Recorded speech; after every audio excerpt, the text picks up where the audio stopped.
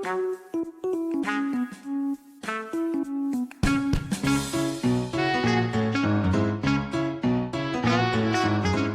suis le docteur Cyril Fischoff, chiropracteur spécialiste en échographie musculo-squelettique exerçant à l'île Maurice. Je vous invite à écouter un nouvel épisode du podcast Vertebra & Co chaque premier et troisième lundi du mois. Ce podcast est consacré à l'univers de la médecine musculo-squelettique et s'adresse à tout public. Il se veut être un outil de vulgarisation au service de chacun. Nous y abordons les mécanismes en jeu, le diagnostic, les traitements, les méthodes de prévention des différentes pathologies musculo-squelettiques au travers de petites histoires cliniques, des dernières recherches scientifiques et d'interviews de spécialistes.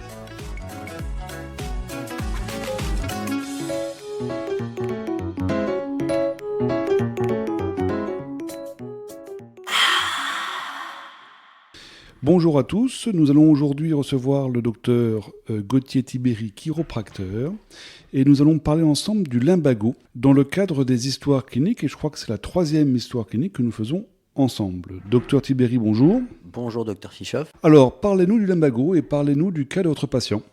Alors effectivement, j'ai reçu monsieur D en consultation, qui consultait pour une douleur au niveau du bas du dos, arrivé depuis 24 heures suite à un port de charge. Il a voulu soulever son canapé et il a ressenti immédiatement après une douleur vive au niveau du bas du dos.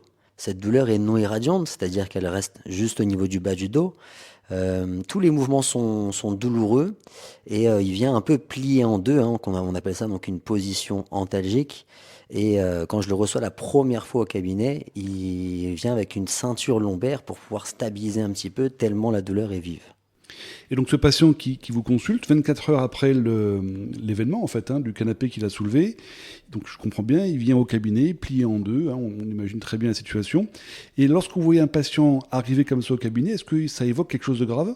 Donc non, ça n'est pas forcément une douleur qui est grave, ou un contexte en tout cas qui est grave. Au-delà, en dehors de tout ce qui est contexte traumatique, sachant qu'en plus ce patient, il a juste une douleur au niveau du bas du dos, elle n'irradie pas dans les jambes, l'intensité de la douleur peut être très importante, mais on ne suffit pas forcément seulement à ça. Et en dehors de tout contexte traumatique, c'est pas forcément quelque chose de très préoccupant. Et alors, lorsque vous examinez ce patient, justement, est-ce qu'il y a des choses que vous faites pour pouvoir vous assurer qu'on n'est certainement pas dans quelque chose, comme vous dites, préoccupant ? Oui, effectivement. Donc, on a recours à un examen clinique. Donc, on va faire tout un ensemble de tests, notamment un examen clinique neurologique au niveau des membres inférieurs pour s'assurer qu'il n'y ait pas de déficit, que ce soit moteur, sensitif.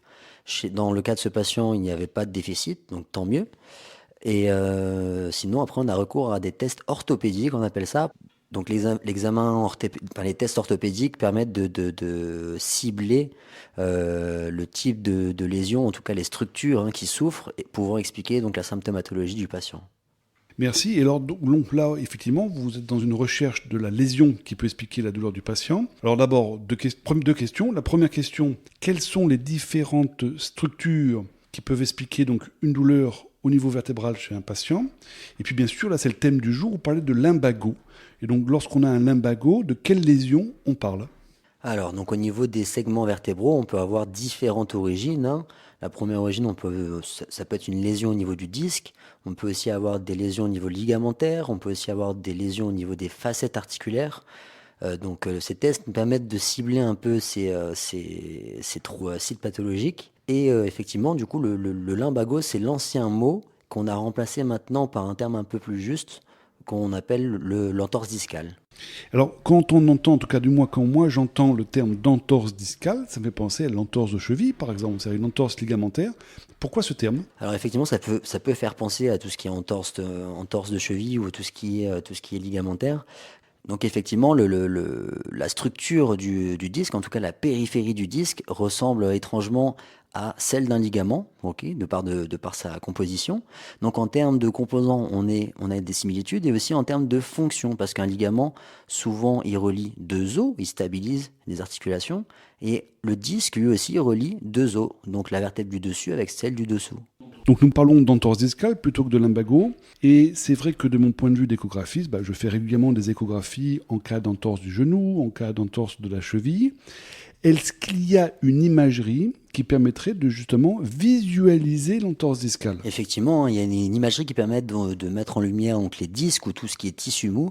Cette imagerie, c'est l'IRM. L'IRM permet de voir les disques et tout ce qui est tissu mou. Sur certains types de coupes d'IRM, on peut voir des zones d'hyperintensité, ce qui tente à confirmer l'hypothèse émise par Jean-Yves Meigne. Et alors, une fois que, en tout cas vous, en tant que praticien, vous avez fait ce diagnostic d'entorse discale, au niveau du traitement, comment ça se passe pour le patient? Donc on a plusieurs buts par rapport au traitement. Le premier, ça va être de dépressuriser les disques, donc la pression qui est à l'intérieur, tout en n'étirant pas la fibre discale, donc avec une technique par exemple, technique Cox.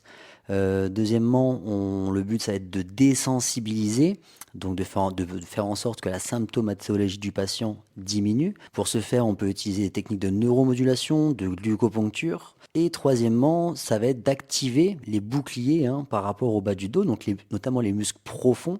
Et donc pour les activer, on va utiliser des exercices en extension.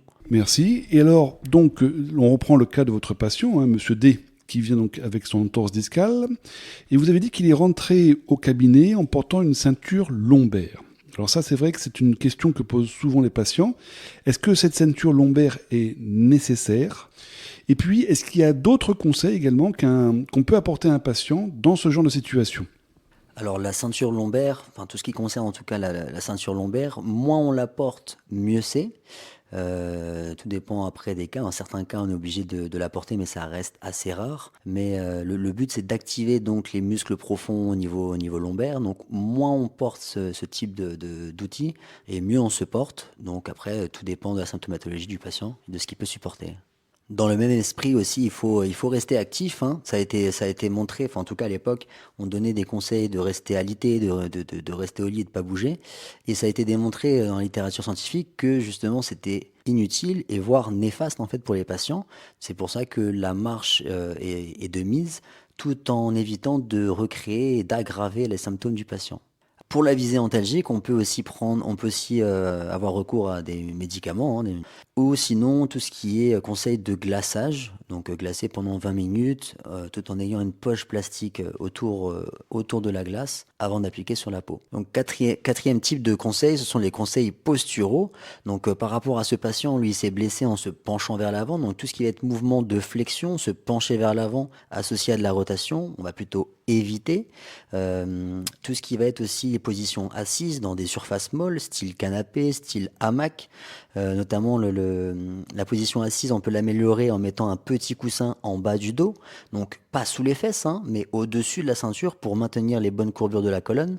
Le but en fait c'est d'avoir les courbures de maintenir les bonnes courbures de la colonne pour que la pression puisse être homogène sur l'ensemble du rachis. Et justement, en parlant de cambrure, lorsqu'on va ramasser un objet au sol, toujours maintenir cette cambrure-là, donc en verrouillant le bas du dos, en serrant les fesses. Si on va chercher quelque chose au sol, toujours essayer de plier les genoux. Mais très bien. Et donc finalement, ce monsieur D que vous avez vu en consultation, 24 heures après qu'il ait fait son entorse discale, eh bien au final, comment ça s'est passé ? Quel était son suivi ? Donc pour monsieur D, ça s'est plutôt bien passé. On s'est vu au total 4 fois. Donc à chaque fois où on se voit, on refait les tests. Donc les tests qui nous permettent de dicter le traitement, en tout cas savoir quoi faire. Notamment, il y avait un test, donc le test de se pencher vers l'avant. Au tout début, à 10-20 degrés, il avait une énorme douleur. Et puis à la 4e séance, ce test-là, il pouvait se pencher même à 90 degrés sans douleur. Donc à partir de ce moment-là, on a commencé à faire incorporer dans le traitement tout ce qui va être réhabilitation, des exercices de renforcement au niveau abdo-fessier pour protéger davantage les disques. Docteur Tiberi, écoutez, je vous remercie pour toutes ces précisions, pour toutes ces explications sur l'entorse discale. Donc pour résumer, on voit que c'est une situation qui arrive en cabinet de manière relativement fréquente, donc anciennement appelée lumbago, l'entorse discale, qui arrive en général après des efforts en flexion ou rotation, dont la douleur peut être très importante et pas du tout corrélée à la gravité de la lésion. Et le message, je pense, qui est à retenir aussi dans cette histoire, ce sont les conseils très importants.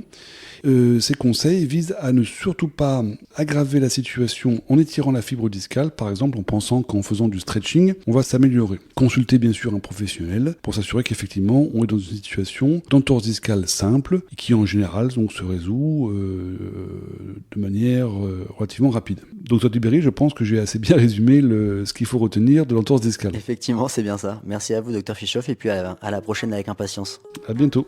À bientôt. Je vous donne rendez-vous très bientôt dans un nouvel épisode du podcast Vertèbre & Co. En attendant, portez-vous bien, restez actifs et si vous avez des questions ou des idées de thèmes que vous souhaitez que nous abordions, n'hésitez pas à me contacter sur la page du podcast vertebreandco.com.